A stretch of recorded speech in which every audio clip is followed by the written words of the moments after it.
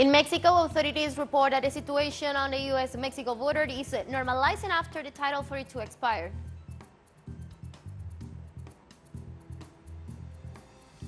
Turkey's Interior Minister Süleyman Soylu criticized the U.S. for carrying out a mini campaign to manipulate the upcoming presidential and parliamentary elections in the country.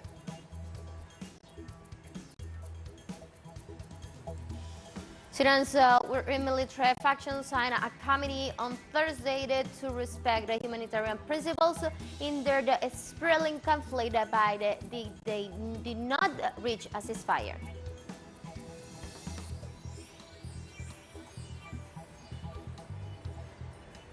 Hello, welcome to From the South. I'm Ana Marrero from the teleSUR headquarters in Caracas, Venezuela. We begin with the news. Stay with us.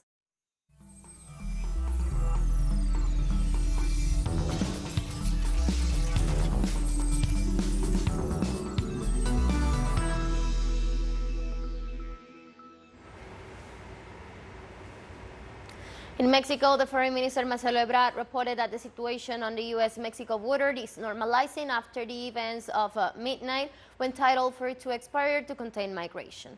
At President Andrés Manuel López Obrador's press conference at the National Palace, Ebrard read an update report from the Ministry of Defense, according to which 10,000 migrants remain in the border of Ciudad Juárez and Matamoros, the ones with the highest concentration in the former and 5,000 in the latter. He considered that these are normal numbers for those two places, the ones with the highest flow of migrants.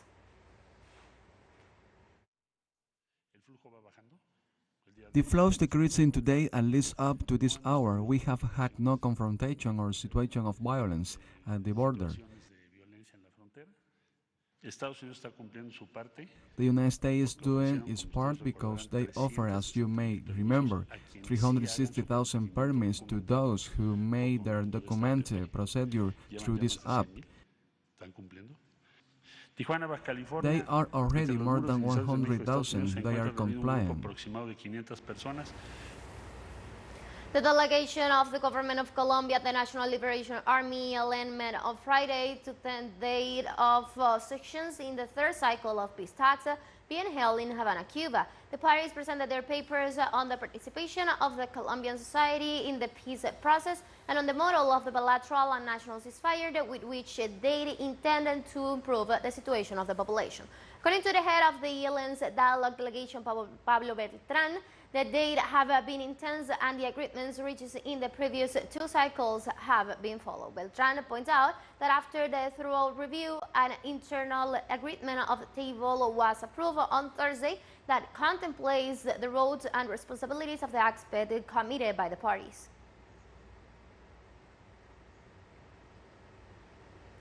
In Venezuela on Friday, head of state Nicolás Maduro shared a working meeting with Prime Minister of Burkina Faso, Apolinaire Joaquín Som Kembien de Tambela.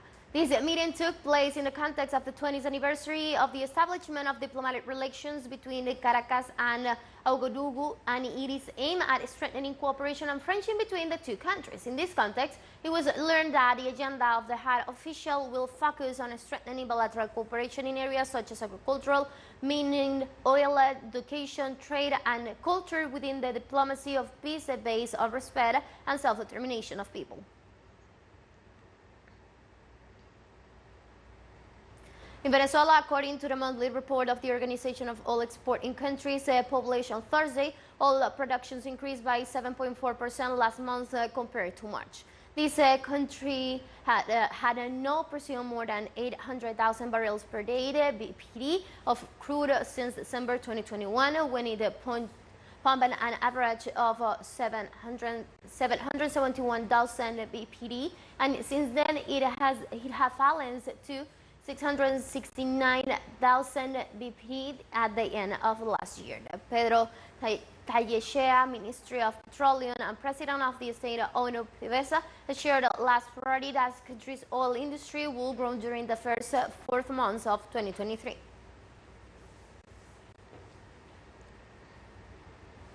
Peruvian prosecutors requested 35 years in prison for former President Pedro Kuczynski for allegedly forming a criminal corruption group that could be linked to the Odebrecht case. The first office of the Lavallato Special Team, which is leading the investigation into the web of corruption in the country, filed a new indictment against former President Pedro Pablo Kuczynski for the alleged crime of money laundering with aggravating circumstances of criminal organization. The investigations indicate that Kuczynski will be receiving a reform amount of $12 million from the construction company Odebrecht. The investigations points out that the former head of state will have covered up the bribery through consultancies and advisories for the Samba public work.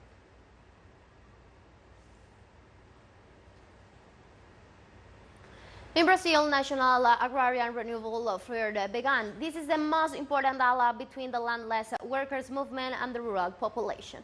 The fair is an opportunity to present to society not only the model of agrarian reform defended by the organization, but also the results achieved in implementing it and to make known the risks to which its figures are exposed.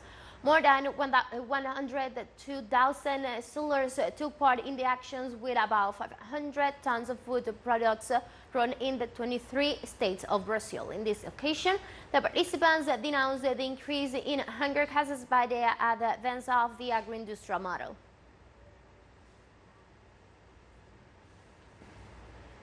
In Brazil, President Luis Ignacio Lula da Silva will visit the northern state of Ceará on Friday, more than 500 kilometers from the federal capital, where he will announce education plans. This initiative aims to expand the number of full-time enrollments in the country's basic education center by 1 million and has a budget of $4 billion, US 800 million. These investments will be transferred to the states and municipalities to expand enrollment in the network. According to the note released by the Penalto Palace, seat of the executive power in the first stage, the portfolio will establish, together with states and municipalities, the goal of a school day equal to or greater than 7 hours a day or 35 hours a week.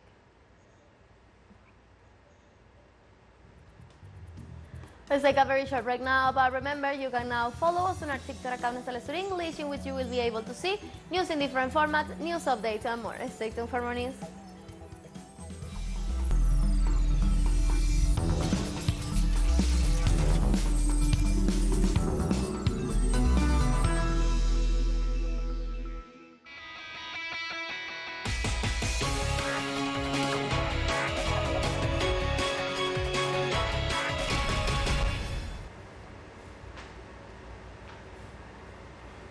Welcome back to From the South. In Türkiye Interior Minister Süleyman Soylu criticized the U.S. for carrying out a media campaign to manipulate the upcoming presidential and parliamentary elections in the country. The ministry stressed that it is well known that the U.S. has been trying for years to stage a coup in Turkey. Süleyman also stated that all of candidates Glu's projects resolve around the U.S., which is demonstrated by his opposition to the memorandums to extend Turkish operation in Syria. Finally, the officials state that the U.S. wants to change Turkey is something impossible if Erdogan wins. Turkey prepared for its general elections on Sunday, May 14th. The Supreme Electoral Council has authorized more than 60 million people to exercise the right to vote and define the President of the Republic and the deputies representative of the Grand Assembly. On Saturday, May 13th, political propaganda concludes and the electoral silence begins at the same date at 18 local time. The electoral body informed that in this opportunity, more than 4.9 million people will vote for the first time. The overseas voting was held from April 27th to May 9th.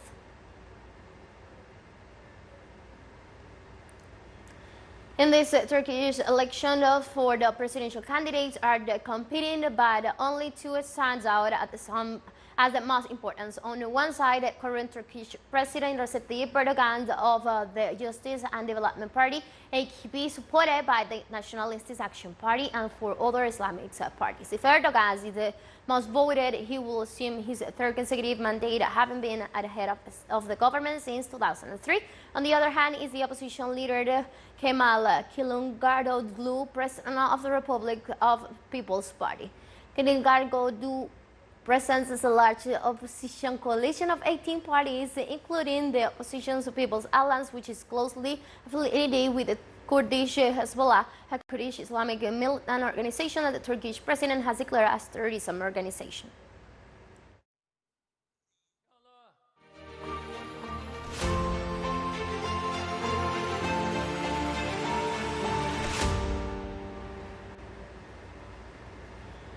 Russia accused Kiev of perpetrating two explosions in the city of Luhansk, according to the local media. Local authorities denounced the bombing by Ukrainian forces as another attempt by the terrorist regime in Kiev to intimidate the civilian population. Shortly afterwards, the Lugansk authorities reported that Ukraine attacked the Polypack polymer factory, which has fired. Witnesses reported details that Ukrainian armed forces used a rocket with a range of 150 kilometers to carry out the attack.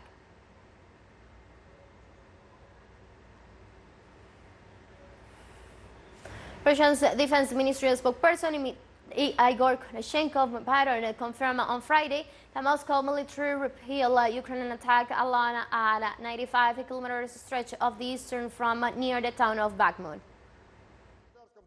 In the tactical direction of Soledar, the enemy yesterday carried out offensive operation along the entire line of contact, which is more than 95 kilometers long.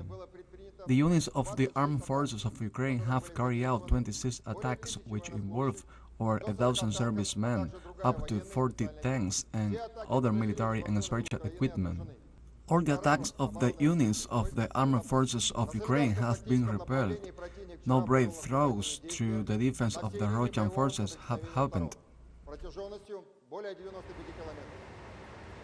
Ukraine, Russia, Turkey, and the United Nations have yet to reach consensus on extending a deal allowing to save Black Sea export of Ukraine grain after the two-day quadrilateral meeting that ended in Istanbul. According to Stefan Dujarric, spokesman for the UN Secretary General Antonio Guterres, the meeting was held with the participation of senior-level officials from Russia, Turkey, Ukraine, and the United Nations. Participants in the meeting discussed the recent proposal by the UN, a longer extension of the deal, improvements at the UN Coordination Center for Stable Operations and Export, and other issues raised by the parties. teleSUR English continues to grow. You can now tune in from 33 different African countries through StarSat, dial 461, and join our Latin American alternative broadcast. We'll find a short break and we'll be right back.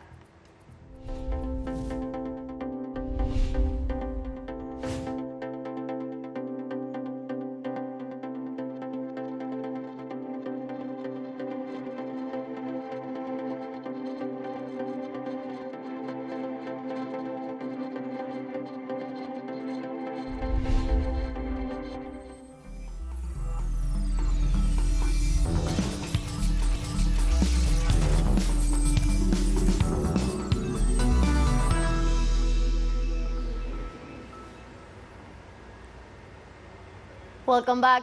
Sudan's warring military faction signed a commitment on Thursday to respect humanitarian principles in their spiraling conflict, but they did not reach a ceasefire. The agreement was reached during talks in the southern port of the city of Jeddah and commits both sides in general terms to let in badly needed humanitarian assistance after the looting and attacks targeted in the impoverished Africa's third largest country in the area.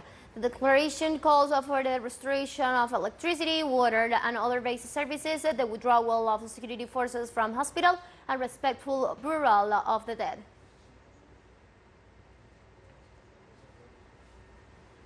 Sudan's UN ambassador Al-Harin Idris Al-Harin Mohammed warns that the humanitarian situation is dire in Sudan and pledged that there will be commitments from his government to the respect of humanitarian law and to refrain from attacks that may be expected to cause incidental civilian harm. Sudan's warring parties agree to respect humanitarian principles in the current conflict by signing an agreement late Thursday attacks in the Saudi city of Jeddah. There are commitments from our side, from the government side. There will be commitments, for example, to the respect of humanitarian law. There will be commitment to refrain from attack that may be expected to cause incidental civilian harm. Despite its already limited resources and capacity, the government of Sudan is working hard to deal with the humanitarian situation. Many citizens were enforced to leave their homes by the rebels and due to the severe damage to many public facilities, internal movements, or crossing borders to the destinations. There is urgent need for humanitarian services. The permanent representative of Sudan to the United Nations also recalled that humanitarian assistance operations must not maintain neutrality, impartiality, and independence, and must not come into the country's political issues. Humanitarian assistance operations should be conducted on the basis of the internationally recognized guiding principles of humanity, neutrality, impartiality, and independence, and that the sovereignty, territorial integrity, and national unity must be fully respected. All aid workers and organizations should refrain from politicization of the humanitarian aid or link it to political considerations or conditionalities. As violence in Sudan continues for the fourth weekend, nearly 200,000 refugees and returners have been forced to flee the country, with more crossing borders daily seeking safety. According to the spokesperson for the United Nations High Commissioner for Refugees, Olga Sarado, the number of Sudanese refugees on Chad territory has reached 60,000 since April the 15th. The capital of Sudan, Khartoum, is the epicenter of several clashes between the National Army and the military group Rapid Support Forces. As violence in Sudan continued for a fourth week, around 200,000 refugees and returnees have been forced to flee the country, with more crossing borders daily seeking safety. Additionally, hundreds of thousands have been internally displaced, with many more people confined to their homes and unable to access necessities. On Friday, the Secretary General of the Hezbollah movement of Lebanon, Hassan Nasrallah, renewed his support to Palestine in the fight against aggressions and the Israeli occupation. On the occasion of the 7th anniversary of the martyrdom of Mustafa Bar al-Din, the leader of the Lebanese Islamic resistance praised the heroism of the Palestinian people and their fighters in responding to the new attack of Tel Aviv troops in the Gaza Strip. Nasrallah said that the Israeli Premier Benjamin Netanyahu is trying to hide the fragmentation in the coalition government through aggression. We are in constant contact with the leaders of the factions, and we are monitoring their situation and all developments minute by minute. We are providing all possible help within certain limits. But I would like to add that at any time, if the responsibility falls on us to make a move or more, we will not hesitate to do so, God willing. The number of missing people in Kenya linked to the activities of the Christian sect known as Mackenzie Church is already over 600. Kenyan authorities reported that 179 bodies were found on land used by the Christian sect in a wounded area of Chikulhula, leading to the arrests of the group's leader, who may be charged with terrorism. Police Commissioner of the coastal region of Roda in Yanshe said that 72 members of the sect had been rescued alive in the canteen of Kilifi, where the event took place. Police sources inform that the number of people arrested for the death of members of the Mackenzie Church remain at 25.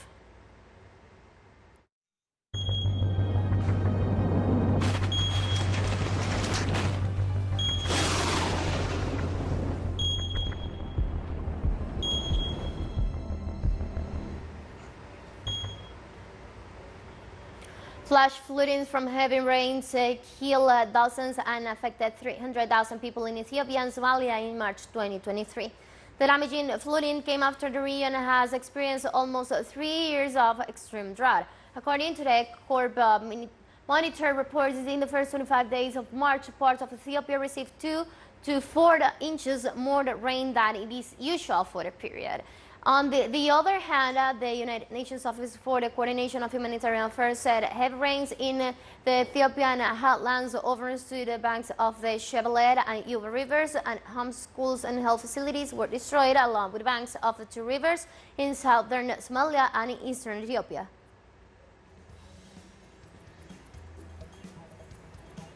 We have come to the end of this brief, but you can find these and many other stories on our website at telesurenglish.net. You can also join us on our socials. We're on Facebook, Twitter, and on Instagram as well. For teleSUR English, I'm from the south, I'm Ana Marrero, and thank you for watching.